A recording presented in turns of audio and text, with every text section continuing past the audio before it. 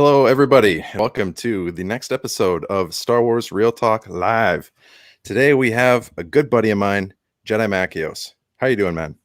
Matt, I'm all right. How are you doing, buddy? I'm good. I'm very excited for this episode of Real Talk because today we are joined with Jedi-Mackios, aka Mac, and he is a good buddy of mine from high school. And every time I think about high school, it's just like the gap gets longer and longer, which means that the period of time that we've been friends keeps getting larger and larger, which is an awesome thought. Yeah, it's true. Kind of like resparked our friendship first year university intro to kinesiology Yeah, yeah, but even a little bit in high school, in right? I high think school. we Yeah, were in the for same sure. biology class, right? Yeah, Miss Secord. Let's move on. Please. Yeah, I think the last time that we just sat and talked about Star Wars was probably when we were in a bar getting some Smitty's. wings. Yeah. Smitty's. We were talking about some Star Wars, having some wings, having some Talking beer. about Rise of Skywalker specifically. That had just came out last time we actually hung out and talked about Star Wars. Oh yeah, and that was like a time when I was really like I don't think I'd started my channel yet, maybe, but that was a time when I felt myself really getting into Star Wars. And then when I ask people like, "What did you think about the new Star Wars movie?" I wait. Totally. Brace myself. I feel you I'm out can't a show little your bit. cards right away. Yeah. So, but then after talking to you once we got into it, I'm like, okay, he's on the level. Yeah. Oh, yeah. I'm one of those people. When Force Awakens came out, I watched the trailer 100 times before I watched the actual movie, and I loved it. And I watched it last night, and I still love it. It's still actually one of my favorite Star Wars movies. Is The Force Awakens. Yeah. Would you say that that's your favorite of the sequel trilogy? No, I grew up on the original trilogy. I have the original trilogy on VHS. So probably it's such a toss up between A New Hope and Return of the Jedi. Right. But of the sequels, they're your favorite. Oh, of the sequels, yeah, definitely Force Awakens is my favorite. It felt like such a fun Star Wars movie to me. Yeah, it was a really good setup. Mm-hmm. Yeah. Before we get into that, I wanted to ask you a little bit because it's kind of a tradition around here. What was your Star Wars experience like when you really get into it? Like everybody usually has kind of a fond memory of when they started. So I didn't know a lot of people growing up who also liked Star Wars, and my family included. My family didn't really like Star Wars at all, so I was the only one watching it. Mm-hmm. But I don't know, like as I got older, I think into my 20s, the Star Wars community really started to reveal themselves, I suppose. Like after the first Battlefront game came out, I think was when a lot of Star Wars fans were really like into Star Wars and were like talking about the prequels and stuff like that, and making theories of what would, like, based on the books, what would happen after Return of the Jedi.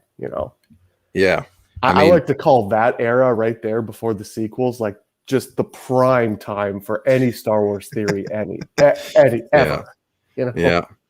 Yeah. Well, the Star Wars theory started his channel after Episode 7, who was Snoke. That's what made him blow up. So yeah, that was a really great time to be a fan, man. It was just really, really exciting. And then when the Last Jedi trailer came out, that was like the climax of Star Wars theory. You know what I mean? Yeah. No, that's true. It was just, there was so much love and hope, and everyone was just happy that Star Wars was back, and really nobody had nitpicked Episode 7 apart. Not at that point, because everyone, I think, was just okay with it being such a familiar story to introduce brand new characters. Like characters we hadn't heard of before. But I think when they did that, they kind of skipped the part where characters need a backstory. When they gave us this familiar like storyline to introduce unfamiliar characters, they never actually like went into where these characters came from. So the question I was always left with, and still am left with, like for the sequels, where the heck did the First Order come from? You know, it was kind of like episode 6 ended, peace throughout the galaxy, Jedi Temple burns, and now the First Order's here. Hmm. And I'm hoping Mandalorian season 3 maybe will bridge some of that. At least see like where the First Order comes in, you know? Yeah, that would be cool. I never really considered the fact that they could do a First Order launch at some point. I never really thought about that. Because it has to happen at some point. And what I gathered from episode 7, it was General Hux's like sort of initiative with that started the First Order. Because Snoke talks about I don't know. He talks to Hux about I forget what he talks to him about now. I'm sorry, but Kylo Ren brings it up. Maybe we should use clones again to Hux. You know, so it's kind of just an interesting little side conversation that they have there. Yeah. Mr. Classic asks, do you feel like Finn should have had a stronger storyline? Yeah, absolutely. I do. I thought, you know, if I'm being honest, Mr. Classic, and hear me out, I thought Finn should have died at some point in the sequels, like either in episode 8 when he's like launching himself at that like laser door hitter thing, that big piece of machinery they bring in. That would have been a great death for him. And I think, unfortunately, Rose Tico got the brunt end of the Star Wars community when she knocked him out of the way. And but that was okay. But then I thought he maybe should have like died on one of those like Star Destroyers. Like in episode 9? Yeah, like in episode 9, I thought him and Jana, like the other First Order defector that he like rides out with. And that's just another part I can't, you know, get into the horses on. The horses, space horses, yeah. But you know, I thought that would have been a great death for him as well. Yeah. Go ahead, you finish your thought. Oh, I was just also going to say, like, the Mandalorian season 2, like Bill Burr's character, they developed such an awesome soldier, and I think they just kind of missed an opportunity with that with Finn. Yeah, I agree. And I like that you talked about, I think that he should have died, which is something everyone at this point in Star Wars, like everybody kind of agrees, like Finn definitely got shafted. But I think so. Yeah. But when you talk about a character should have died, it's interesting that you say that. And it's interesting that now when we watch movies, it's like it used to be, I feel like, or maybe this is just us getting older and seeing movies differently. But like if someone died, it was a bad thing. It was a sad thing. Totally. But now we're starting to see that can be a redeemable moment that really makes their character. I blame it on one person, George R.R. Martin. He set the norm for never ever having faith in one character, or never ever attaching to one character. That's Game of Thrones, right? Game of Thrones, yeah. And so now, like, that sort of standard has been set. Now we're kind of expecting some heroic death at some point in any show. That's something that's going to blindside us, you know? Yeah. But I say Finn should have died, but in the same breath, I kind of like that Star Wars kept like the hero theme that heroes like always like live through. They kind of just stay true to Star Wars in that sense. Yeah. So that's true. Yeah, it could go either way, but I think I would have preferred like, you know, the solid soldier like died, you know, for the cause, you know. Yeah, I totally agree, because up to that point, like Finn started off really strong in episode 7, and then in episode 8 it was just kind of like, okay, what are they doing with him? He doesn't really have much of a role. And that whole casino scene, you know.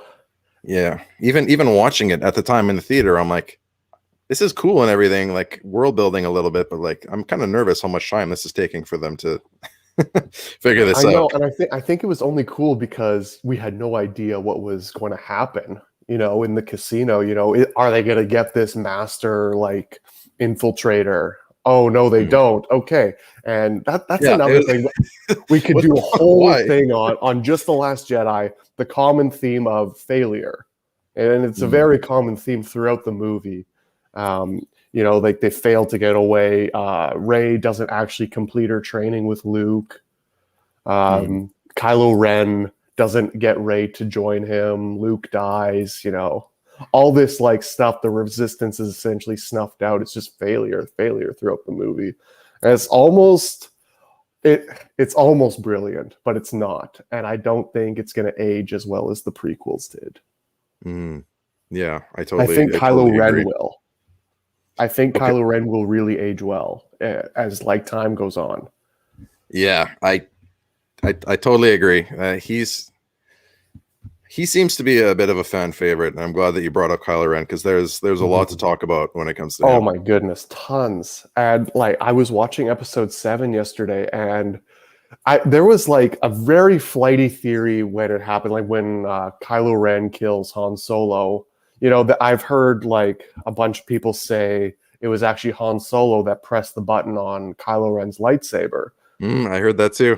But then I watched episode 7 yesterday, and that's not at all what happens. The reason, I don't know if anyone caught this, but in episode 7, when Han Solo and Kylo Ren are on the bridge, Kylo Ren's looking outside to see if the sun has been depleted yet. He's actually like stalling for time to make sure that the Star Killer base is fully charged before he kills Han Solo. So he makes sure that their mission fails first before he completes his like own vengeance.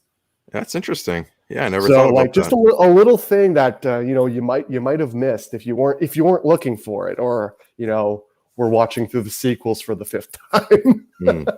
Yeah, no, like Kylo's motivation for everything has been really, really interesting to me because his vision has never really been too. What Kylo Ren wanted was never really in line with what the First Order wanted. It seemed like he just kind of used the First Order as his vessel to do what he wanted to do. Especially when Snoke dies, absolutely. Like he was the supreme leader after that, right? And if you go by what we knew at the time, and by Sith standards, Kylo Ren had become the master. He had killed his Sith master, right? Which would make someone arguably stronger, right? You disattach from those feelings. But Kylo Ren doesn't, because Kylo Ren is so torn about killing Han Solo. And we see it like in the first half of The Last Jedi when he can't blow up Leia's ship. And it has to be the other 2 TIE fighters to blow up her ship. It's what not Kylo. Sorry, go ahead. No, what did you think about Kylo killing Snoke? I liked it. I mean, it made sense in the end, I guess. Do you think it was good, like story-wise, or do you think that it was just pure shock value? I think it had a lot of value story-wise because I don't know if like Rian Johnson had a plan for after it, but J.J. Abrams kind of like took it and said, "Oh, Snoke's just a clone," kind of implying that maybe Rian Johnson made a mistake. But I don't know. I'm okay with Snoke dying in that like instance there. Like even if Palpatine didn't come back for Episode 9, which I'm still kind of torn about whether I'm okay with that yet or not. I think, Kylo Ren being the supreme leader, I think he still actually turns in the end, like to the good, because I think he's so conflicted throughout the entire movie, and Snoke can sense it right away. And then there's that scene in Rise of Skywalker when Han Solo's on the second Death Star, as a figment of Kylo's imagination. And they don't have the same conversation that they had on the bridge, but it's a very similar one. And, Kylo says, I don't know if I have the strength, or I know what I have to do. I don't know if I have the strength to do it. And Han says to him, yes, you do. And then he goes and he uses Anakin's saber to defeat the Knights of Ren. But Anakin and him had such similar motivation for joining the dark side. Like if you look at why Kylo joined the dark side, if in my mind, Kylo joined the dark side when Luke was about to murk his ass with his green lightsaber. And Kylo was terrified. Like he was just a kid. So he never wanted to feel that terrified again. And that's why, like when in Episode 7, when Rey says, you're scared that you'll never be as strong as Vader. Well, that's because, Luke doesn't know the whole story of what happened between him and Vader. In Kylo's mind, in Ben's mind, Luke was the one who killed the Emperor and Vader. Right? Luke was this super strong Jedi, and so Kylo was terrified that he wouldn't be as strong as Vader, meaning that Luke would have the chance to kill him again. And Anakin was so scared that Padme was going to die that he needed the power to save her, and Kylo needed the power to defend himself. But and in the end, Kylo actually does finish what Anakin set out originally to do, and learns how to save the ones he loves by like force healing Rey. And I don't know if you caught when like Ben like dissipates into the Force, but Leia dissipates at the same time. Yeah, I did catch that. In Rise of Skywalker, sort of almost maybe implying that she was waiting for him. And like when he redeemed himself and like obviously went into the Force, that's when she was like, that's when she went too, you know? Yeah, I'm a little bit torn about what happened between Leia and Kylo. Like Okay. This is kind of getting a little bit into Kylo Ren's character arc of him. Just at the moment where he decides to switch to the light side, it seems it was that moment that Leia spoke to him, right?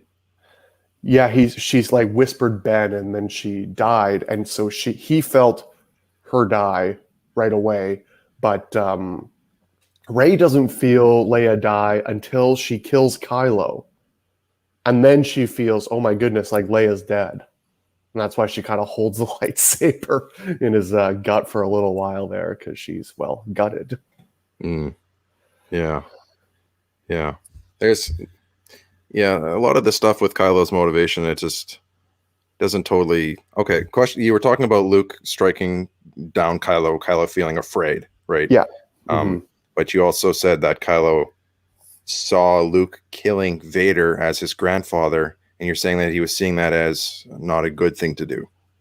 Yeah, he saw that as like Luke. I think, like, obviously it's not like canon or whatever, but I think that Kylo just saw Luke as this myth, as this like incredibly powerful Jedi, the last Jedi, in fact, you know, and that's sort of what Luke touches on. Like, you don't need Luke Skywalker, the myth. Like, what do you want him to do? You want him to walk out with his laser sword? So when did this obsession begin of Kylo Ren and Darth Vader? Like, I didn't read the Kylo Ren comics. There's probably answers in there. Likely, yeah. I didn't either, and I don't know if anyone watching can tell. But yeah, I didn't read the comics. I'm going solely based on the movies. I think Kylo Ren's obsession with Vader, well, I mean, the movies say it came from Snoke, which I guess in turn came from Palpatine. You know, as they reveal in the 9th movie. Yeah. I don't know. I think like Kylo just wanted to be more powerful than a Jedi, and I think that's what his fear, you know, led to anger leading to suffering or pain, and, you know, whatever that road is down to the dark side that Yoda goes into when he's training Luke, and when he and in the prequels as well, talks about how one gets to the dark side, and it starts by being afraid. And I think Kylo, just knowing who he was, knowing that, you know, he's Darth Vader's grandson, you know, he knows that his bloodline, and Luke says it too, and everyone says it about Kylo's bloodline, that they've never seen just such raw, untamed power until, of course, Rey comes in. Sorry, there's one more thing I wanted to touch on in The Force Awakens. Okay. So when Kylo's in Snoke's throne room after Poe escapes from the ship with Finn, they say there was an awakening in the Force, and like obviously an awakening on the light side, because, you know, Luke like somehow disconnected himself from the Force. But my sort of like, not issue, but sort of thought on that was, Rey hasn't done anything at that point yet. The only thing that's happened between like the supposed awakening in the Force and Kylo and Snoke's meeting in the throne room, the only thing that's happened is the massacre of the villagers and like Rey and Finn's like sort of Millennium Falcon run. And you might say that Rey used the Force to, like, you know, fly this freaking Millennium Falcon, but, you know, they already explained that she has flown like a bunch of ships before, and like is a kind of an experienced pilot before she flies the Millennium Falcon. So I wonder, because we know that Finn didn't fire his weapon at those villagers in The Force Awakens. And we also know that Kylo looks directly at Finn as soon as the villagers are slaughtered. And so you almost think there's been an awakening in the Force, but Rey hasn't used the Force yet. Maybe already that conflict has started in Kylo's mind right from the beginning of The Force Awakens. And that's sort of what, awoke the light side. It's a far reach, I know, but no, I like it. I like it. So you're saying that Kylo's his turning, his conflict is what woke it up. Yeah, maybe, because like you think Rey hasn't done anything. She hasn't even learned about the Force yet. She hasn't even touched Luke's lights or Anakin's lightsaber yet. When is the first time that she uses the Force? The first time is to get like out of her restraints, the Jedi mind trick. So that wouldn't be, that could, I guess, but the Force Awakening, then that doesn't really make sense. I like this idea of like, when did the Force awaken? If the Force awakened in this movie, it's like when does she actually? And Rey doesn't hear about the Force until she talks to who else? Han Solo, the master of the Force. Yeah. When you were actually talking about when you were talking about the village scene and Kylo looks at Finn, where I thought you were going with that was that the Force awakened within Finn, because he is he had that Jedi he is potential. The first one to use the lightsaber.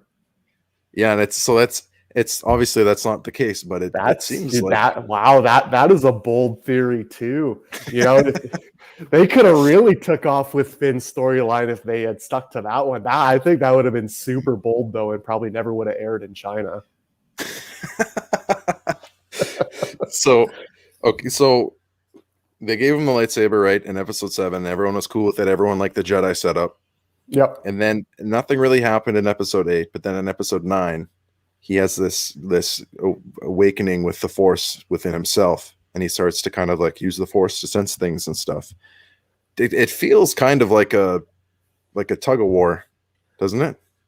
With who? Sorry, with Finn and his like, how in touch with the Force, not in touch with the Force, in touch with the Force.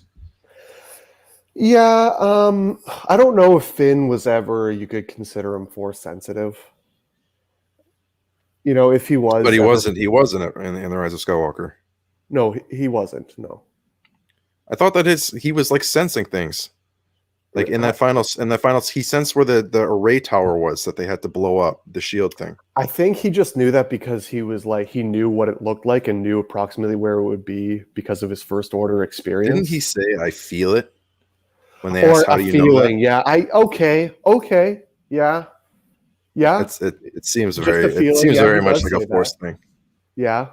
Okay. Well, that was what he wanted to tell Rey, right? There was that whole thing of him falling through the pit sand, and he wanted to tell Rey something. I thought that they were kind of building up to the fact that he wanted to tell Rey that he was feeling something in the Force. Did we ever find out what that was? No, we actually never do. Man, that's so interesting, actually, because I think me and probably 98% of the other fans, excluding yourself, just thought that he was in love with Rey. But that's an interesting claim, actually. That could actually, wow. I like that. I like that a lot. We got a question here from Mr. Classic. Did you feel satisfied? Okay, hang on. So two questions here. Did you feel satisfied with the way Rey was trained by like Luke Skywalker? And then follow-up question, who do you think would have trained Rey better than Luke? Okay. Yeah, I was satisfied with how Luke trained Rey. He trained her the same way Yoda trained him, essentially, without the piggybacking. Yeah. Interesting that they both ended their training early, hey? Yeah, and both ended their training for the same reason, pretty much, to save their friends. Yeah. I love the parallel between Rey and Luke. There's a lot of them. Totally. Somewhat, but Anakin is just not at all in line. I know, but then Anakin and Kylo sort of parallel really well, which is so weird almost, because it's not like paralleling to two different storylines. the same storyline. You know what I mean? You think that was intentional? No, I think they just went in there without a plan, and they needed to lucky. Yeah, I honestly think they just went in there without a plan, and they just needed some form of fan service. She's a Palpatine. Yeah, but they're kind of saying that brings me into another thought. Battlefront 3. It would be interesting if Rey had Force lightning, and that like would be you could play Ben Solo as a Jedi with like a Force push. That's the thing, though. I feel like the Rise of Skywalker really like. I didn't really know where she totally stood. Like, obviously she was for good, but they built this whole thing up about her being nobody and then a Palpatine and then a Skywalker. And now when I think about Rey, like when I think about Anakin, I have a clear idea as to what happened to him and where he stood before he became Vader. With Luke, I got a clear understanding from start to finish. At the end, I understand everything, his motivation, but Rey she's all over the map. The movie ended. I know. Yeah. But like, I'm just not really sure if I like, Yeah. And as to who I think might have done a better job training Rey. Oh, that's a toughie. So how do you feel about Leia training her? Leia training was okay, but I mean, Leia was just trained by Luke. But I think they said like Leia was like super strong with the Force, right? And that's why she like kind of ceased training with Luke. I think that's what they mentioned in The Rise of Skywalker. Wasn't it because of I don't vision? know. Pardon me, sir? Wasn't it because of a vision? She had a vision of her son turning to the dark side or something like that? Or or herself, or I don't know. Yeah, I can't remember.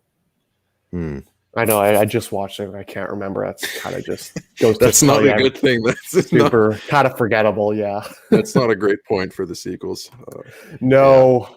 But we haven't said too many negative things. We've always backed it up with something positive, I feel. We're just talking objectively. We're not bashing the sequels. We're just No. I've already said that I like The Force Awakens, and I still do. Well, me too. And honestly, I think I'd probably put it in my top 10 favorite Star Wars scenes. The very first scene in The Last Jedi when like Poe's just ripping through that dreadnought and taking out all the cannons. So cool.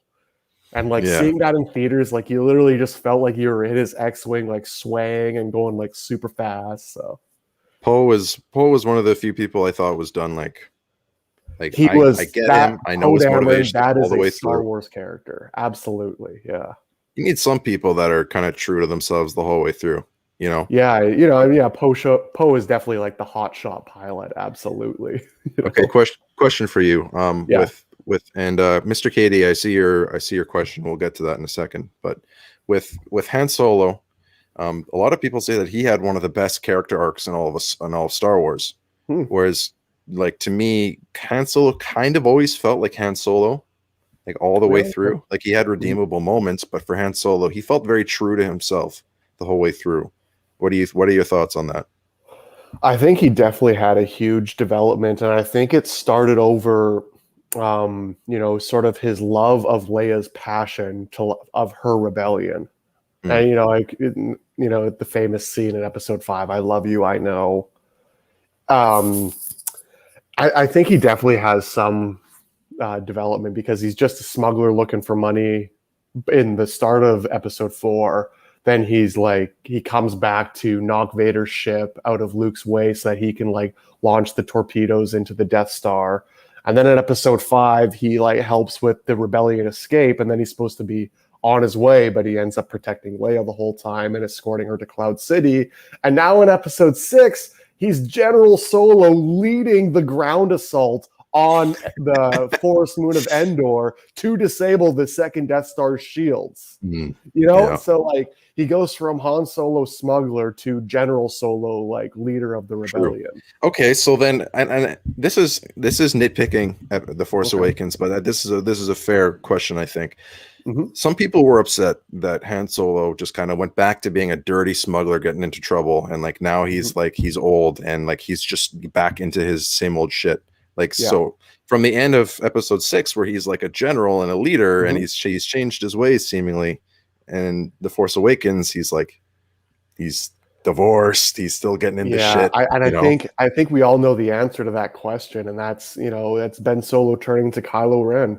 That's Luke going into exile. That's, Leia having to deal with the Resistance and Han being like, well, I don't want to do this anymore. I think he just like lost so much hope the day his son turned to the dark side, because it's throughout the entire the entire sequel trilogy, there's only one person who consistently says that there's still some light in Ben, and that's Leia.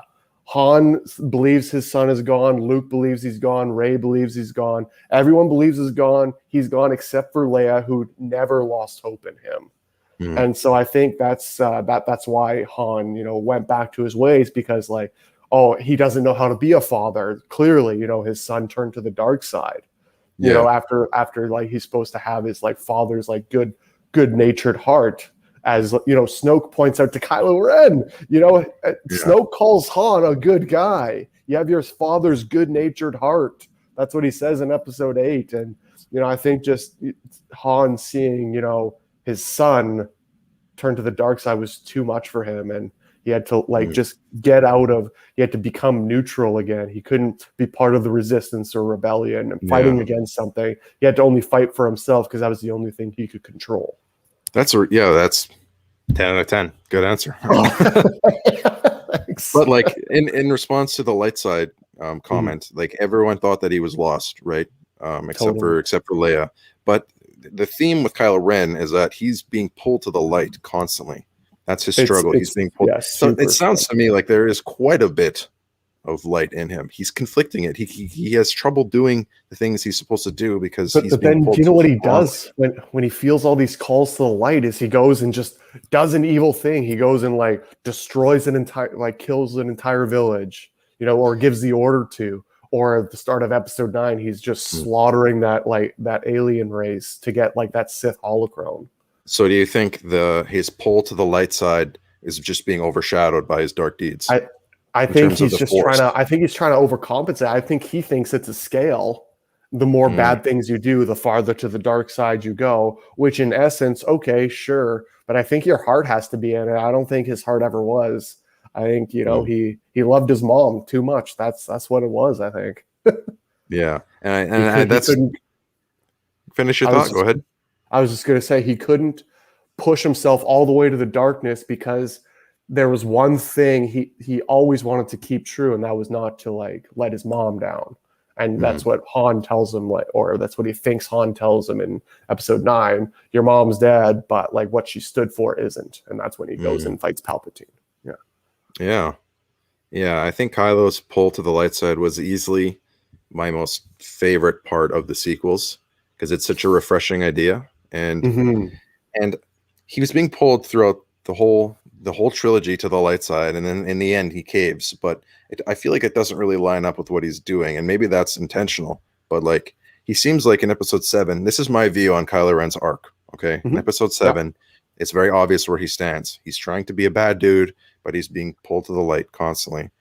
But he does what he has to do. He makes that big sacrifice, not for any other reason but to himself and his cause, right? And then in Episode 8, he's mad.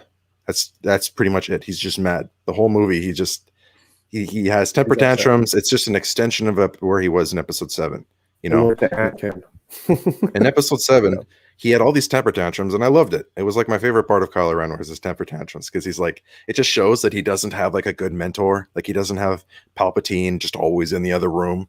He doesn't have like someone. Because Darth Maul was a freaking animal, but that man was an animal on a rope when Palpatine was his master. Palpatine was there for Dooku, for Maul, for Vader, and here's Kylo Ren. He doesn't have a proper mentor, and he built a shitty lightsaber. He has these tantrums, and I loved it. But in Episode 8, when he was still having tantrums, I was kind of like, okay, we're not really moving him along in his arc at all, And then in Episode 9, it seems like he's firm in his resolve. It seems like he's not wavering as much.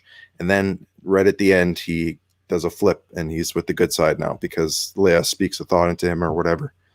It felt kind of like, I don't know. I liked his arc, but there's just parts of it that just drive me nuts. That don't make sense for sure.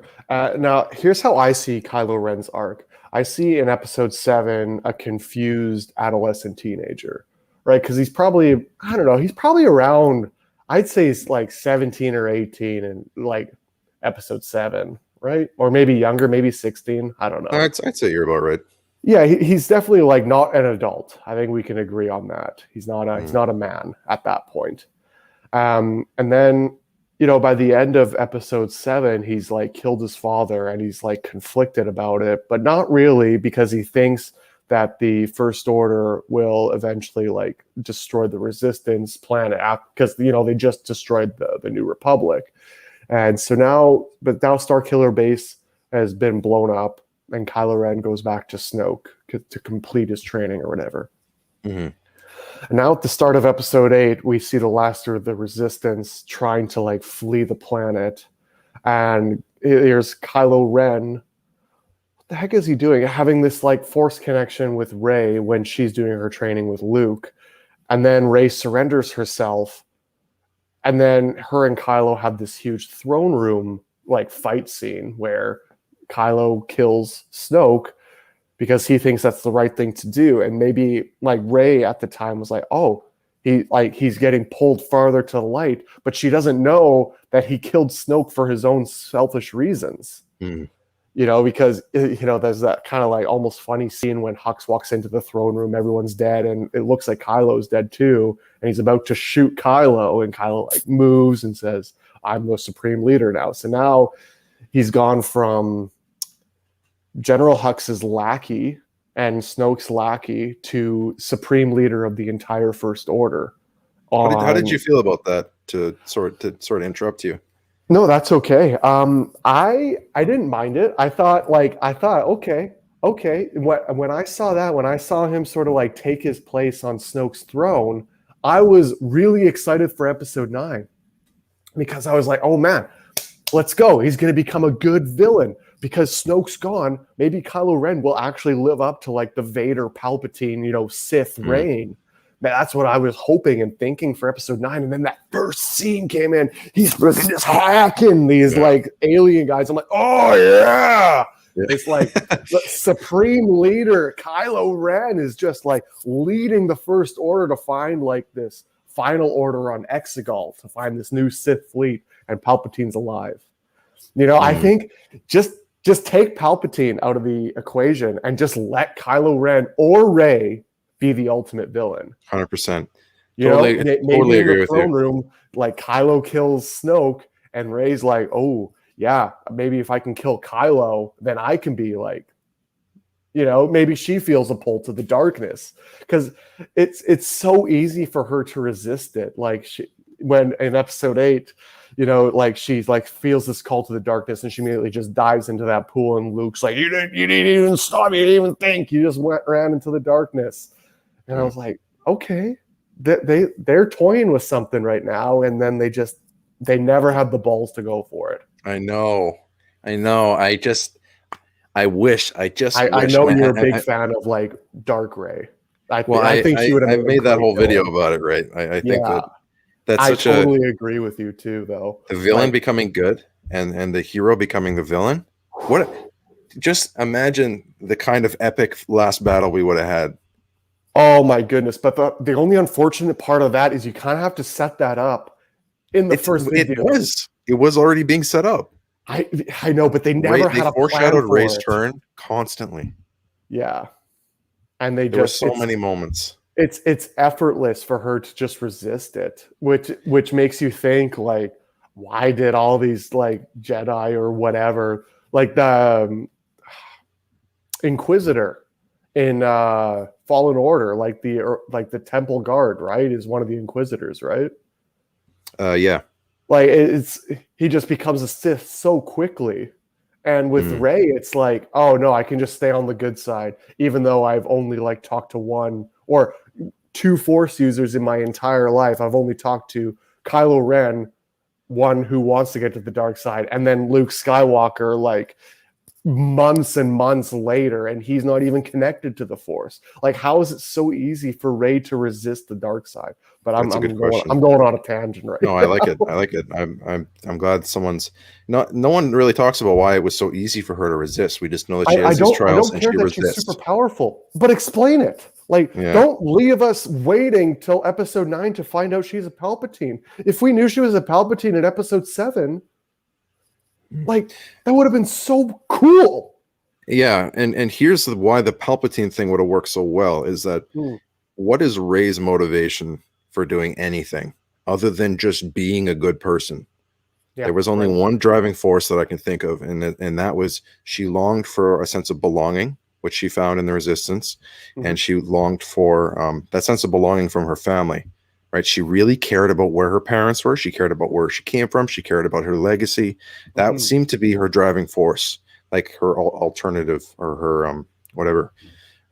So motivation, alternative motivation. I'm just forgetting all the words, and you got them. Thank goodness you're here, man. I don't know what I'd be totally lost if you were on the stream. But in episode 9, when she finds out she's a Palpatine, I would think, like, holy cow! The only thing that fuels her, motivates her, is that feeling of belonging and family. And someone has handed it to her on a platter. And guess what? You're a Palpatine. You're in my family. Don't worry about your parents. They're dead, but you're a Palpatine. And you'd think that she would like finally be like, oh, all these pulls to the dark make sense. Oh, but all the mystery makes sense. I'm a Palpatine. I shot lightning out of my hand. I constantly use the dark side to fight people because she goes into a rage every time she fights anybody. Super rage, yeah. I noticed that. She has no restraint. Like even without when she's consequence. There's no backlash for it except for a fake out Chewie death. I know. Yeah, she has zero consequences for her actions. And we didn't even have time to process that, but that's a whole thing.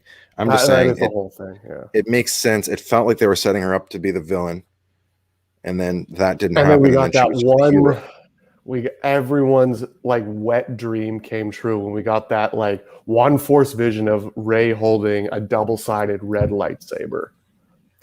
Yeah, They alluded to it and alluded to it and alluded to it. She's gonna hold her freaking lightsaber like this, you know? She's gonna go like this, and it's gonna be sick. But no. Yeah, so that's no balls again.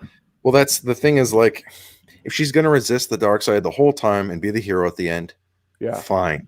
But you can't have that and Kylo Ren's redemption at the same time. So now we have two heroes. We have two heroes. We have to kill one of them. We're going to kill Rey. No, wait, we're going to kill Kylo. It's like, but two heroes. Don't worry, when Kylo's going to kind of kill himself. Yeah, but it was like, we didn't even have time to feel sad about Rey dying because she was only dead for like 20 seconds. Yeah, you know why we didn't have time to feel that? Because I was still bawling when Leia died.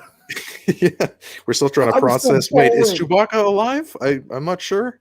Yeah. Oh, that was crazy. 3 fake out deaths later. And if you think about it, Rey's parents are kind of like the big heroes because they're the ones that didn't bring her to Palpatine. Yeah, they're the ones that kind of sold her to that guy on Jakku, and just went off on that bounty hunter ship by themselves.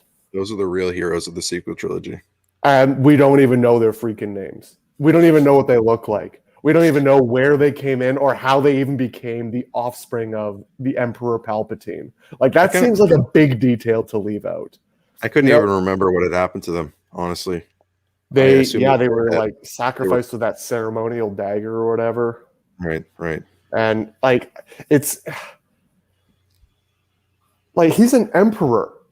Like, and they never talk about his lineage. They never talk about his family until Rey just shows up out of the blue. But wait, she's not his daughter. She's his granddaughter. Well, now we just have this whole family link just missing. And like that, I'm a Game of Thrones guy. I love family trees. I love seeing where everything comes from and how everything's related and who's got beef with who. That's my Christmas. But like, when they're not even named, dude. Like, we don't even know where they came from. These are the heirs to the Palpatine name, to the throne. Like the mother or the father of Rey, whoever was the Palpatine. We don't even know. So why didn't Palpatine go with one of his own children? Well, that's what I think that's what he tried to do. But none of them. They don't explain it. Like, we don't know. You literally just watched The Rise of Skywalker today, right? Yeah, I did, and they didn't explain it. That's why I'm kind of like, why don't I know this answer? Oh, wait. Yeah.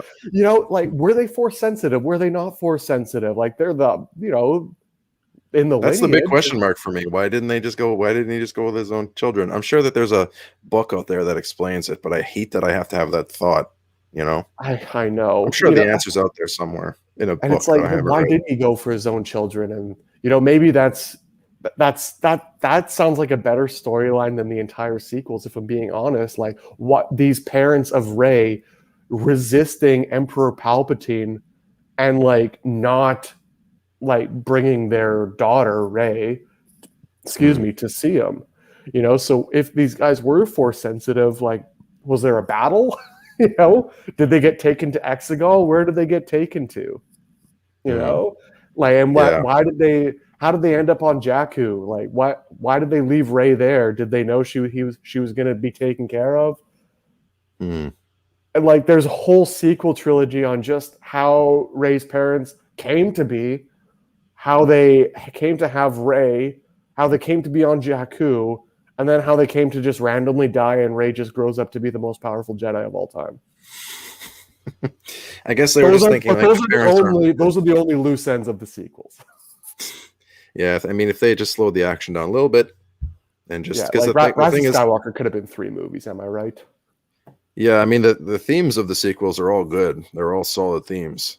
They just are not explained well. They're not slowed. They just didn't slow down and take time to explain things. That's my only beef with the sequels, man. It's just that, like, even the fact that they were pump out some movies for the fans. It feels like there were different, like the directors had different visions, but the visions were all good. They just never had time to fully expand them. So when you have the different visions conflicting, and each vision is good, it's just and the last vision is in line with the first vision, but we missed the second the middle movie is supposed to be the build up, the bridge. The bridge, absolutely. That's trilogy, what episode 5 was. That's what episode 2 was. They were bridges. Yeah. Nothing really happened, but it set up the conclusion. Yeah, which I guess wasn't really The Last Jedi. No. If they, like Rogue One, I think like that's my ideal Star Wars movie. It's got almost everything. Actually, I feel you, man. It's got these characters that are developed in a singular movie. They have a clear motivation of what they have to get done. They all have clear motivations for working together, and then they achieve a task at the end. That's a fantastic movie. There were, if there are plot holes in that movie, I'm blanking on them, or they were so minor, or I liked the movie so much that I didn't care about them. There was one plot hole, not a plot hole, but Darth Vader's cape is moving in space. That's what some people had an issue with. I thought he was still within the ship. But yeah, he's like outside the ship. Like there's wind in space, guys. Yeah, and he's like close to the atmosphere too. So there's a bit trash of a movie, honestly. Trash. Yeah. It's like the whole movie's good. By the hallway scene. Yeah, his cape's moving in the wind, and people in the theater are just like, the moon landing was fake. Yeah. I'll save that for another stream. His cape's made of tinfoil. But it looks like it's moving. So, speaking of Rogue One, what do you think about Star Wars doing more standalone movies? I love it. I think there's so many stories out there, including the one. Sorry, yeah. I should expand my question. Instead of like TV shows, because we had Solo, and up to that point we didn't really have TV shows to tell stories, right? So we just were just like, okay, that's just what we're doing now. And now there's TV shows. So now, do you think if they're going to tell a Star Wars story, should they do a whole movie about it, or should they continue to do TV shows? Okay, I'm going to start answering this by saying I hate what they're doing with the Bad Batch right now. Like not story-wise, just releasing, a 20-minute episode every week. It's too slow. The Mandalorian was okay because we had a 40-minute episode or a 30-minute episode or whatever.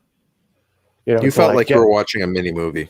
A little bit, yeah. And that's when the Bad Batch first came out. That first episode, it was like, what? It was 60 minutes long or something like that. Yeah. 40 something minutes long. It was awesome. Like, I loved it. I hoped that they were all going to be like, I didn't think they were all going to be like that, but I hoped they would all at least be like, close to 40 minutes. So I don't know. I think Star Wars does movies too well. Shows are okay. The Mandalorian's good. I obviously want to see more of that. I'm excited for the Book of Boba Fett. That's another thing I'm excited for. But as far as like telling different stories, though, I think movies, like because they've just put more time and money and they make them more polished. You have to have good characters. You only have like 2 hours to develop those characters fully. And obviously it's Star Wars, right? You can use a different movie to develop the characters. You can use like one of the prequels, sequels, originals to develop the characters. You can use familiar characters to add more backstory to the new characters you've introduced. That's kind of the beauty of the Star Wars universe. Yeah, but I kind of like that. I think I would prefer movies though. Yeah, I think I might agree with you. I hadn't thought about it until now, but I think I would rather have like one home run movie every 6 months than mediocre shows. Yeah, and like I don't know. I don't know about you, and I'm sure I'm going to get a bit of flack at least, but I haven't been super enjoying the Bad Batch lately. Okay. I like the characters. Like I have no, like hate towards them or anything like that. I like Omega. I think she's funny. I think she's like comical, loving, caring, empathetic, all that stuff. But it just feels like we're just seeing one mission after the other without any real development. And people may disagree with me and say there's a lot of development, and that's okay. I'm sure they would be able to explain it better than I. But yeah, I'm not enjoying it a lot right now. Yeah, well, it's just like it's just watching a TV show that you enjoy, and then you go about your day. It's not anything like, and I think the problem is that, like you said, it's every week, once a week, 20 minutes. If they'd release the whole season at once and let everybody binge it, then we could, those boring moments wouldn't feel like they take a week. It would feel like they take 20 minutes and then you move on to the next one. And then you would have Star Wars fans talking about it for at least like 3 months. Yeah. Like if they released all of the Bad Batch, if we had seen like however many episodes they're going to release, if we had already seen all those by this point, my goodness, we would probably be in here with like 5 other people discussing the different things that happened. But because like they're releasing like one episode a week, it's like, okay, well, they did this and that's it. Yeah, I mean, it's good for, I guess, Star Wars creators, like the people that like review episodes and TV shows. Like, hey, that's a lot of content, and some people are really good at milking that for like, did you see that Easter egg? Did you see this? Which is not really my style here on this channel. But I think the double-edged sword with that is that when an episode is not good, I don't know, I always end up holding a pen at some point in these things. That's all right. The double-edged sword with that is that if you make them wait a week and it's not a great episode, then all these Star Wars content creators are going to talk about how it was walking on eggshells. That's what they're doing right now. And when you have 3 weeks of Star Wars creators going, it's going to create a bit of a stigma, right? See, and that's where I see Dave Filoni, the guy who actually has such a hard-on for Star Wars, arguably like the same, if not better vision than George Lucas, about Star Wars, the same love for it.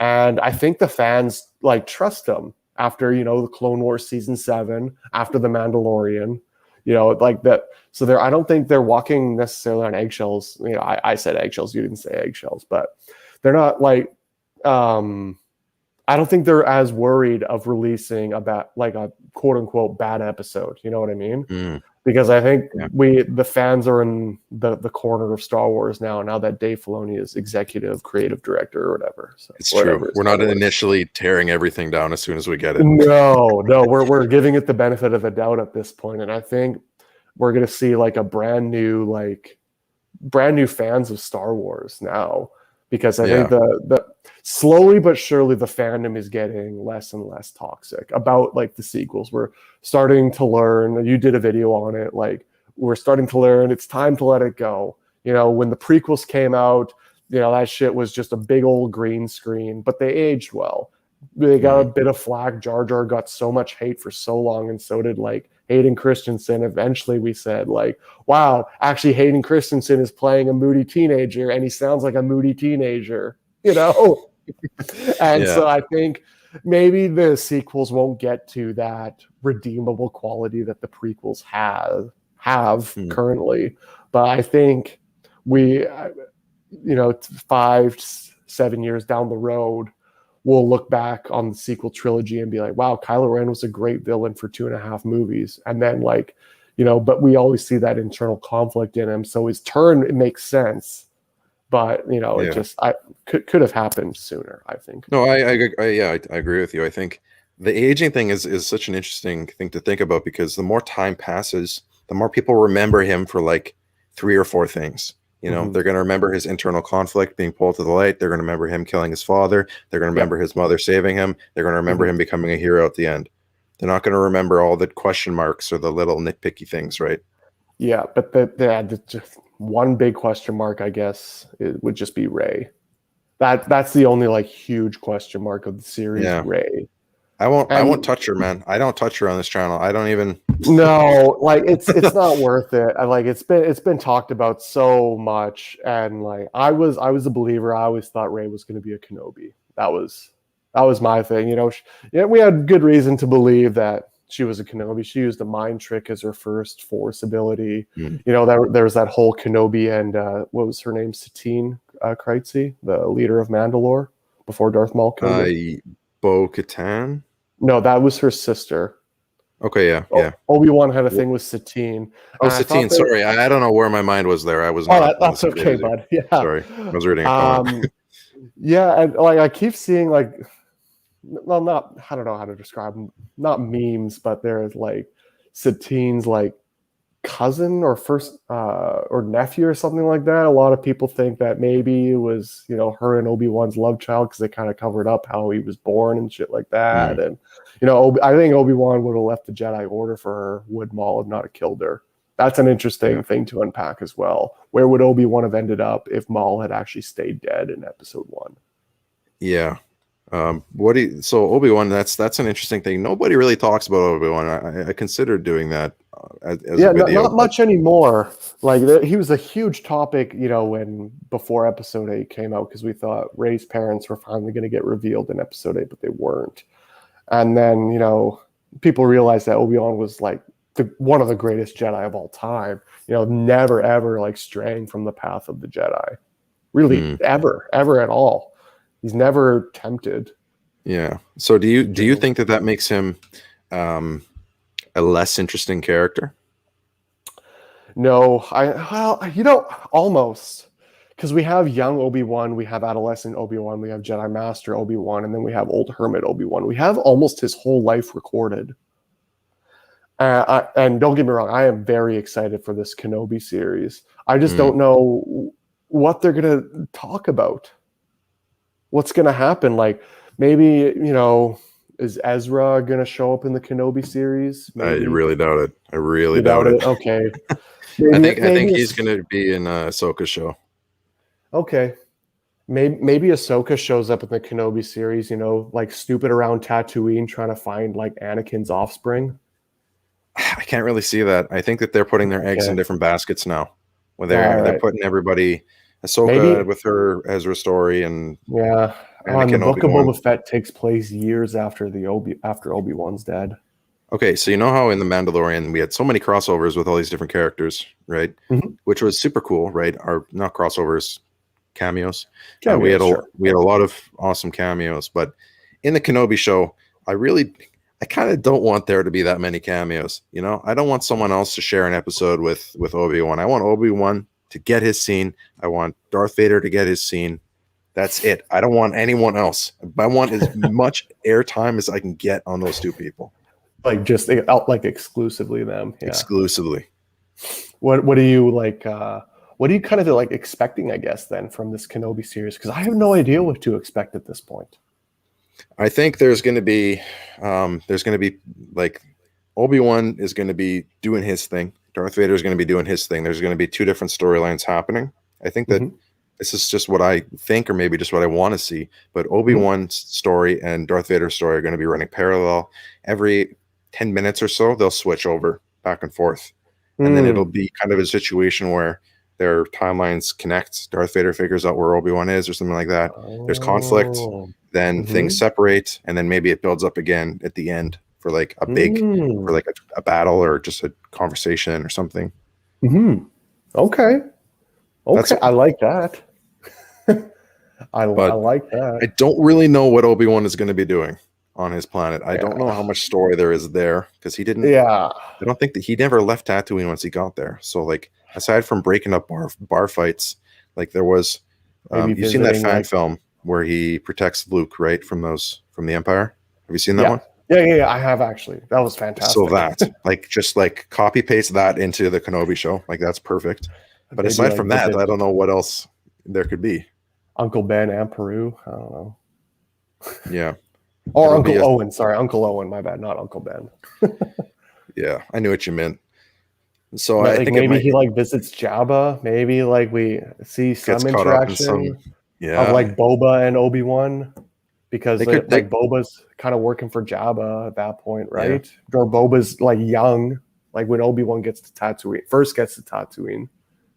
Yeah, they could totally. I keep thinking he's going to be like an old hermit on Tatooine, but he's not. He's going to have some life in him. Yeah, he's still going to be like a Jedi master.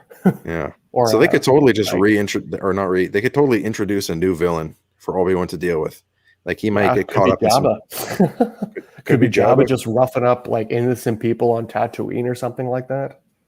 Yeah, maybe they just some completely different someone who works for Jabba. Maybe Darth Vader hires a bounty hunter to find Obi-Wan, and the whole season maybe the whole season is Obi-Wan dealing with this bounty hunter on his ass, and that's where like the tension is. And then Darth Vader is kind of the looming figure over the whole show that just catches him at the end. Okay. Yeah. I don't know. We're just speculating. You know, I liked what when you and X-Wing were talking the other week there. I like what he said, where like when you make a series in Star Wars now, like fans expect it like so much to like be canon and fit so neatly in the Star Wars timeline. And like I don't care really if it does. You know, if they've made some mistakes by putting some things in the movies, like just say fuck it and do it anyway. You know what I mean? Like you don't have to make everything like fit so neatly into a timeline. We're very sensitive about that here. Super, yeah, especially in Star Wars, yeah. Yeah, and in my Battlefront 3 video, I talked about how give us more hero skins, more hero and villain skins, because like I love the skins, bro. Yeah, I don't care how canon they are. Like let's put some fire decals on Boba Fett. Let's put some clan tags on just make some Anakin's freaking robes. Different timelines if you want. Who cares? Let's get a blue Darth Vader and a green Darth Vader, because at the end of the day, let's get a diamond-plated Darth Vader, like when you master him or something, you know? Yeah, because I'm diamond skin, like in Call of Duty or some shit. When you master all the Sith like lightsaber users, you get the diamond skin. Something customizable lightsabers for every hero and villain, like because the thing is customizable Jedi or some shit like that. Like you can make your own like character and give them like abilities and shit. Because like at the end of the day, you're gonna have we had sequel heroes fighting on prequel maps, and no one batted an eye. But people are gonna lose their shit over a skin not being correct to the character. Yeah, nobody bats an eye when Finn fights General Grievous. Who gives a fuck? You know, like who cares? Necrosis. Grievous' body turned into a highly skilled droid. Necrosis, by the way, is Grievous' body turned into a highly skilled droid. Okay. But I'm not sure what you mean. Is that like? I think it's a skin in Battlefront 2 right now.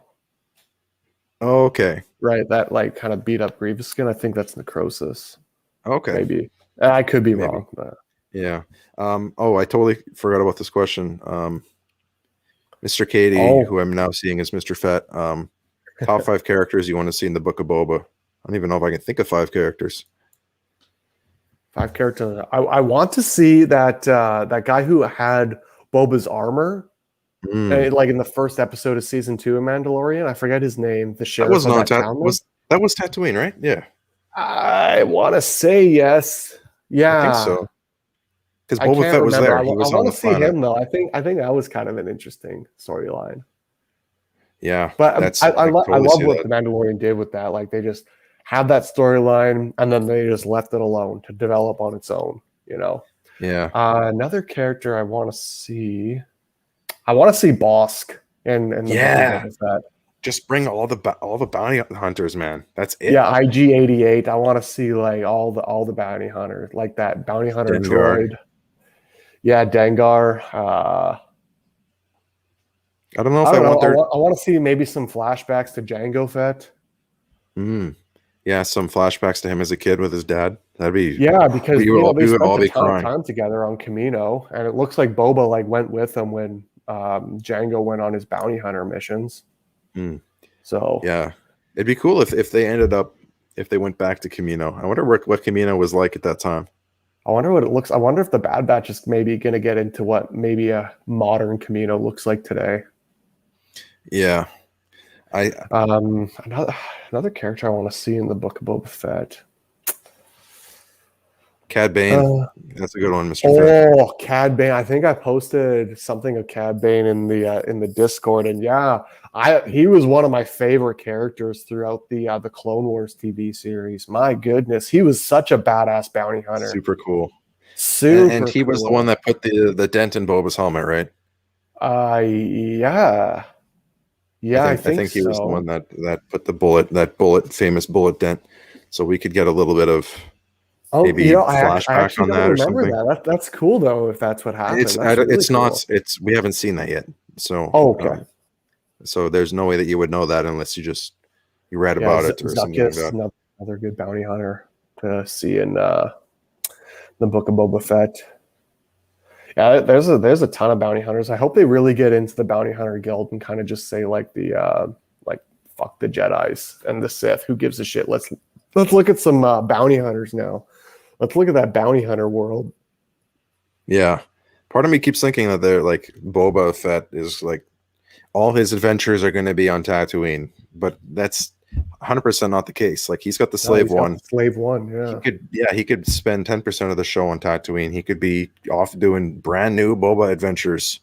Yeah, like he's kind of like the leader of the Hutt family syndicate now. Mm. You know, so he's in that crime scene. So I wonder if we'll see any of the other crime families like the Pike family syndicate. Yeah. You know, we kind of see them really briefly cool. in the Solo movie there on the in that coaxium mine. Yeah, that's owned by the Pikes. So yeah, they were pretty cool. They're pretty cool. They're weird. They're cool though. They're good to just like have a bunch of them die and the fans won't be super heartbroken about them. Yeah. Part of me wonders what is going to be the plot line for Boba, the Book of Boba, because what fuels Boba other than like, you know, his work? Like what is going to happen to him? Yeah, like if he's the one kind of is he going to be the one putting out the bounties now, or like leading the bounty hunter guild, and like people come to him if they want a bounty put on someone? Maybe something like that. Maybe like someone like just so obscure comes in, you know, like I don't know, an ex-imperial general or imperial officer, and says, "Hey, we need you to complete this," and maybe that in turn sparks the First Order. Yeah, maybe not that directly. Maybe that like sparks a chain of events, though. You know. Yeah. The question is Boba going to be a good guy or a bad guy? Are we going to see him as an anti-hero? I think we'll see him as like more of a Deadpool character. Like you know, he's not necessarily good, not necessarily evil. I think the restitution of Mandalore and the Boba Fett storyline are going to converge. But okay, I have a feeling there will be some sort of. Sorry, I wasn't interrupting you. I just wanted to make a note. Yeah, but I think that's a great idea. There, it's a great idea. It is like that. That'd be a great storyline.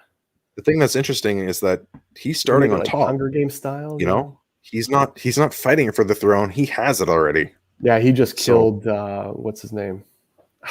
Bib Fortuna. Bib Fortuna or Fortuna. Yeah. Big They could dude. have done a whole season with Boba just working his way to get that throne, and like we wouldn't need any motivation. We wouldn't need to like. We would just be like, "Oh, Boba wants more power. Oh, there's the throne. He wants it." Yeah. We wouldn't even ask questions after that. Like, oh, he's a No. dirty guy. He'll do what he have to do to get it.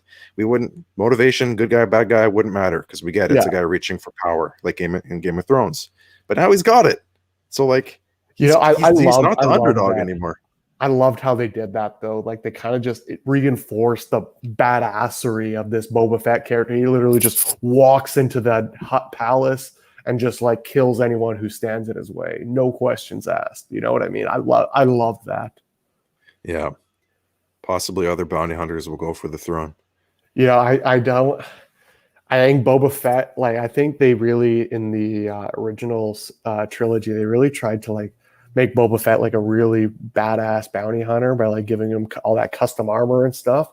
So yeah, I think it is possible for other bounty hunters to go to the throne, and maybe they do like the first couple episodes on that. I don't think that'll be the whole storyline of the Book of Boba Fett. I think maybe the first episode, a couple people try to challenge his rule, but like he's Boba Fett. He's got the jetpack. He's got the dad bod now. I like it. I freaking loved that. Okay, gave me hope. I hope if there's hope for him, there's hope for all of us. Yeah, he's got the COVID gut like the rest of us. Yeah, exactly. Yeah. I think I really think they're going to do something with Mandalore though, because Django Mando asked Boba Fett like, "Oh, that's Beskar armor. You can't have that." "Oh no, it's actually mine. It's my family armor." So why have two different shows then? Because I don't see Mandalorian going anywhere other than to Mandalore. Yeah, see, I think Mandalorian will maybe like go then more if they do decide to like make the Book of Boba Fett and the Restitution of Mandalore go hand in hand. Then I think if they decide to do that, then Mandalorian season 3 will be all about Bo-Katan either against Mando or like accepting Mando as the leader of Mandalore. Because, right, like she either has to fight him for the Darksaber or she has to accept his rule. Yeah. Those are her only two options, unfortunately. It's not like she can just, ask everyone in the room, "Hey, you guys good with my rule?" No. She has to have the Darksaber. That's kind of like a thing. Okay, here's a cool idea. All right. Let's say that in the Book of Boba, something happens. Boba realizes he needs help. He needs the aid of a capable warrior, right? So he reaches to Din Djarin and says, "Hey, can you help me with this mission or whatever?" He's like, "I'll owe you one."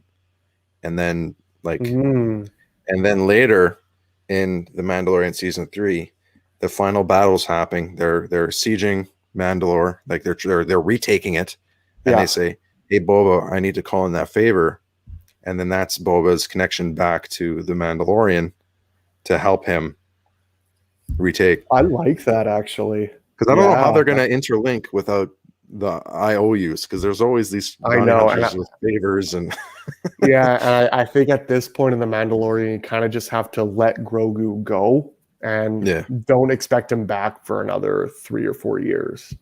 I'm not expecting to see a series with Grogu for another 4 or 5 years. Yeah, I'm not either. Yeah. They're just gonna like distract us with a bunch of other stuff, and rightfully so. We need good distractions, and then then they're just gonna. It's gonna be like one of the biggest probably trailers ever when Grogu finally like comes back. Yeah.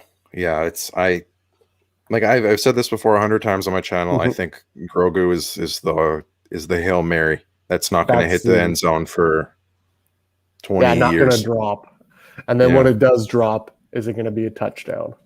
Yeah, well, I think they're probably gonna milk Grogu for a long ass time, because they introduced a baby character who's gonna be like around another 800 years. Yeah, he's 50 years old though when Mando finds like a baby in his race.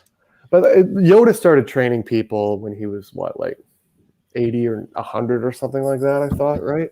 So here's the thing: if he's like, let's say he's 50, for some reason I thought it was 100. Let me just Google this because this is going to impact my point. How old is Grogu? He's 50. Okay, you're right.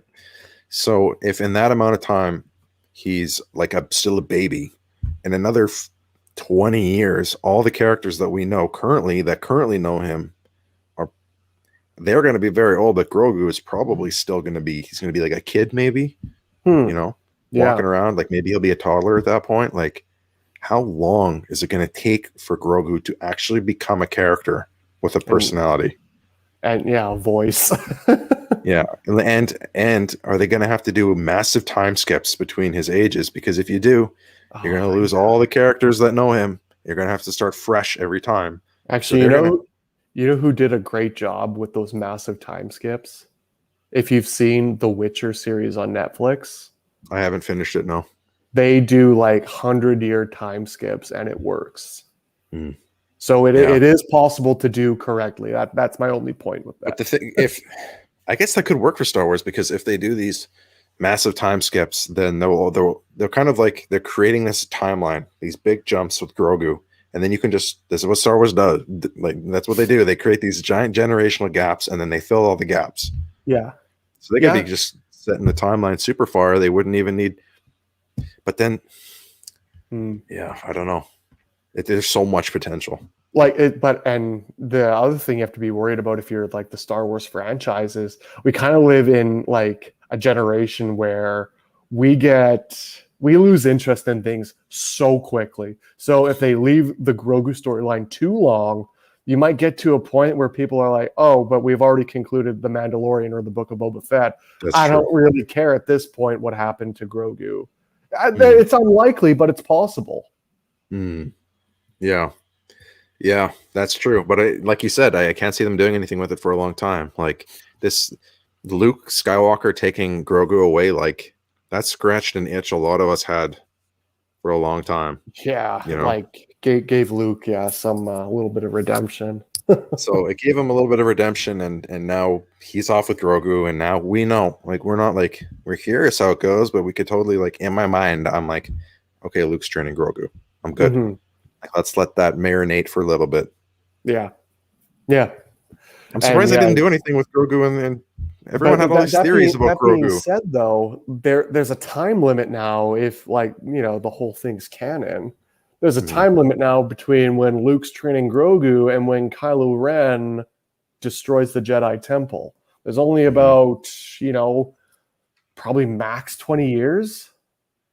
Before that happens, because Mandalorian takes place after episode 6, like immediately after Death Star 2 is blown up. I think that's sort of the timeline there. Yeah. And Luke starts the Jedi Temple like very, very quickly. I think a year or two after Death Star 2 is blown up.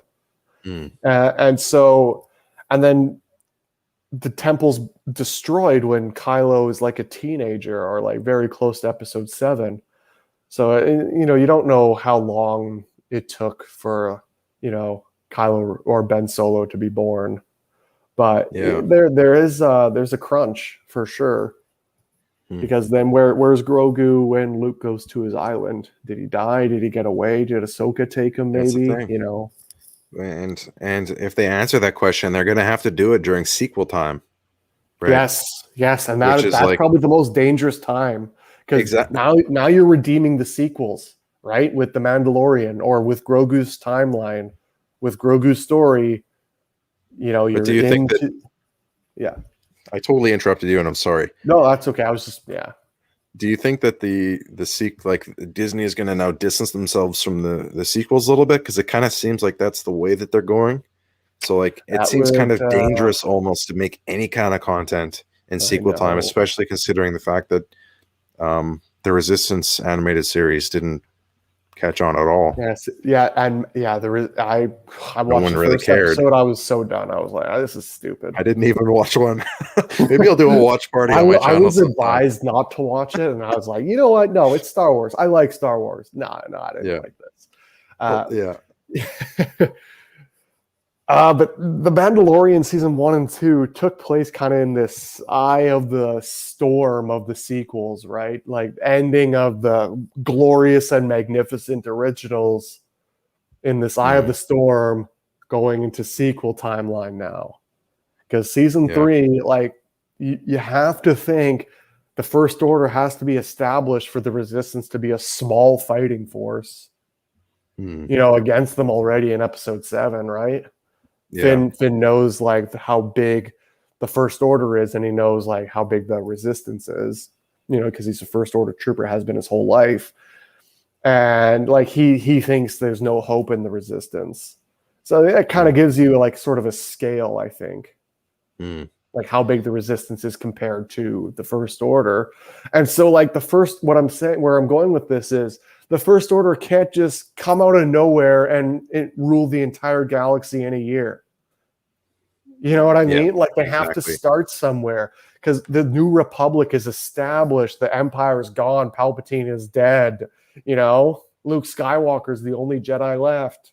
He's a myth, Yeah, this all makes me wonder if they're going to let the sequels age a little bit before they try to redeem them. Or die. I mean, that's some people are really strongly think that the sequels are going to get retconned. Maybe. I can't see that happening. If they do that, I will grant them. They got balls. They got balls if they do that. And if they redo them with a plan, they have a chance to win back the entirety of the fandom. And if they don't choose to, if they choose to keep the sequels, I say they got balls again. But now make it canon. Make me believe that this stuff actually happened. Make it believable that Luke would throw away his father's lightsaber. The thing is, like, I don't know if I could ever see like in Disney's eyes, from a storytelling perspective, they might think that Luke was redeemed already. They might think that what J.J. Abrams did in Episode 9 was like, oh, he caught the lightsaber. They fixed him, like now he's a Force ghost. That was just him flaming Rian Johnson, though. That wasn't anything. We know that. We know that was like, fuck your movie. This is my movie now. I got the baton now. But like from a storytelling perspective, Luke was already redeemed himself in Episode 9. So I don't know are they going to feel the desire to retcon the entire, because when I think of issues with the sequels, Luke pops in my head. That's the number one thing, the thing that I cannot shake. And I can get around everything else. I think, Luke was probably a lot of our favorite Jedi, but also I think a huge reason why we didn't like what they did was because Mark Hamill didn't like what they did. Exactly, dude. Exactly. We feel that. The quite literal face of Star Wars. You cannot look at Star Wars without having Mark Hamill's face come up eventually at some point. He is the original hero of Star Wars. He's the first. Yeah. So maybe you could argue Leia's the first because she was like in the fight since she was like a kid. But Luke is the hero. So I guess with Dave Filoni now behind the wheel a little bit more so now, maybe he will take that creative charge to repair that. Maybe he won't give a damn about what's happened, and he knows that it needs fixing. Has Dave Filoni ever made a movie though? Or well, he did The Mandalorian, I guess, but I mean, different people directed each episode. But he's never done a movie, and like I trust him to do a movie, but it's like I'm not much of a cinematographer. I never took film or theater or any of that stuff. Yeah, he could do a movie. The Mandalorian episodes feel like a movie. Yeah, at least they feel that it's movie quality. It does. Yeah, like it's just putting 3 episodes together. Yeah. Well, with Star Wars, maybe 6 episodes. That's true, actually. That's very true. But I mean, okay, the first episode. Do you think they could have done The Mandalorian like season 1 and season 2 in like 3 movies for season 1 and 3 movies for season 2? 3 movies. Yeah. I think 1 movie would have been good for Mandalorian. Oh, for like season 1 and then 1 movie for season 2? People might forget, or they probably haven't, but The Mandalorian had a lot of filler. There were little episodes where his ship crashed, something needed to get fixed. He had to go on a milk run. Like there weren't that many episodes that move things forward. So if you were to take all those fillers out of the first 2 seasons, you're left with just the bare bones plot. You stick that all together, you got one solid movie. Okay, I hear that. All right. But I mean, that might jump the timeline around like jaggedly, like it would have to be a lot more fluid. You've seen Game of Thrones, right? Do you think like the season 1, 2, and 3 of Game of Thrones could have been made into like movies? like 1 or 2 movies for season 1, like a season 1 part 1, season 1 part 2 movies. Well, the thing is, like, I think about Game of Thrones, if they did it like Lord of the Rings style, like each movie was 2.5 hours long, they made a giant, massive trilogy out of it. Yeah. And absolutely. But that's the only way I could see a show like that. But yeah, I think you'd have to take out a lot of the characters too. I think you'd only be able to focus on like the Starks, the Lannisters, and the Targaryens. I think you could only focus those 3 specific storylines, you know? Yeah. The Mandalorian there weren't that many characters. No, and that's kind of what I think I love The Mandalorian. I give it 10 out of 10 any day of the week. But there were just some times where I was like, I kind of want to learn more about a different character. You know, Mando, like Din Djarin, super cool, super awesome. His Beskar armor is, but like, you know, I want to learn more about like a rebel shock trooper. Like, what was a rebel shock trooper? Tell me some backstory there. Yeah, Din didn't really have a very in-depth character, did he? No, I'm talking more Rosie's character. Like I forget her character's name, but she was like, her backstory was she was a rebel shock trooper. And then like Jin met her on that like jungle planet or whatever. So yeah, there's that would be really cool. Yeah, there's just sometimes where they kind of had opportunity to really go into a character's backstory, and you know maybe they take that opportunity next time. But yeah, we just kind of followed this super linear storyline in The Mandalorian, which was good. It was really easy to track, but yeah, it got repetitive after the first 3 or 4 episodes. But thankfully, it was only 8 episodes, so we only had like 2 or 3 big episodes of filler. You know? Yeah. You've talked about backstory, and I agree. Backstory is really important. But like when I think about the OT, we didn't get backstory on anybody. But we didn't need it because the storytelling was good. It was a good story. Was excellent. It was excellent. They just took off from where they were. Luke meets Leia. She's the general. But it's good. Obi-Wan that motivates it, right? There's always a motivating factor for what they're doing. Obi-Wan needs to get to Alderaan. Luke wants to go with Obi-Wan, and Han just happens to be their transportation. And we know why, and that's good enough. Why. It's money. He does it for money. Everything is explained to a T. Yeah, and it doesn't even have to be that explained. We just need to know why. We just accept it. We just need some loose thing that we can grab onto and just hold on till the end of the movie. And not because motivation, I think people confuse motivation, like a character's motives, with them being a good person or a bad person. With morals, yeah. Yeah, that's not a character's motivation. And I think the sequels really leaned on that. Like, this is a good person. So I know. You should they don't look for your morals in court to determine whether or not you killed someone. They look for your motivation. I would almost say people love Star Wars villains. They like more than they like the heroes. Because they yeah. I would say it's probably split almost evenly 50-50. Like, you're a huge Darth Vader fan, I know that. And like, how many people in the Discord are just huge Thrawn fans? Yeah, a lot of people. And because he is like a quote unquote villain, but as X-Wing said on your Real Talk Live the other week there, he's not a villain in his own eyes. Yeah. He's an Imperial officer, he's a general or admiral, sorry. He's the main character in his own vision, right? He's doing what he thinks is right. Yeah, and and I think he was also saying, like, when you're reading the books or whatever, you don't feel like you're watching the villain. Yeah, that's just because we understand the characters, like we get their motivations, and we stop caring. We really don't care that much about whether someone's a good person or a bad person. We just want to care at all. No, and you know what else was so interesting? The same thing happened with Chancellor Palpatine in the prequels. We didn't see him as a villain in the prequels, only until he turned Anakin. We really saw him as a villain. We knew he was the villain, but we didn't. That's not how we pictured him, though. That's not how he was displayed. Yeah. So like people like love that, and I love that too. Like, he was a politician first. Yeah, it's just good storytelling, and that's what Star Wars needs more than anything. You can parallel him and Julius Caesar, in their rise to power. Palpatine was such a man of the people. The people like loved him, they believed him. And so when like he started taking over a bunch of planets, they didn't question him. Same with Caesar. You know, he kind of came into Rome, the people loved him.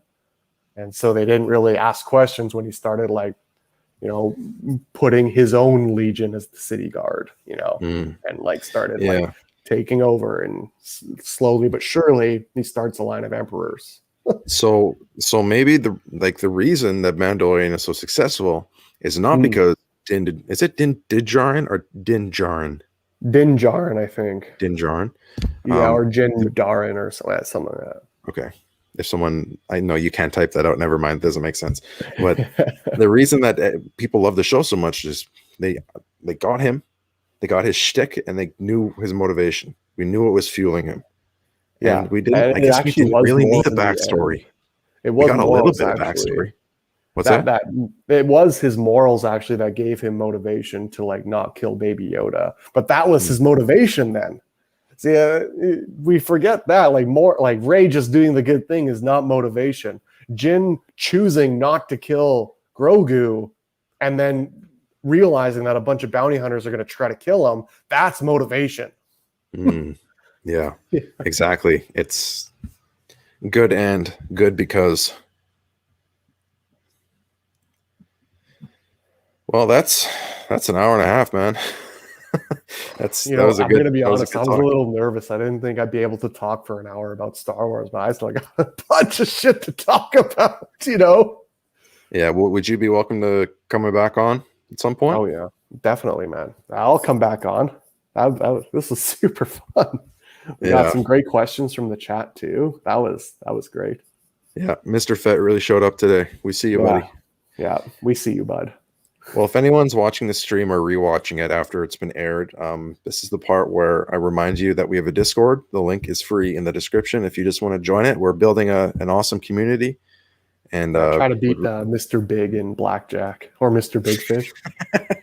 That guy's an animal. You can try. Yeah, Instagram. I started TikTok recently. Don't expect anything good for me.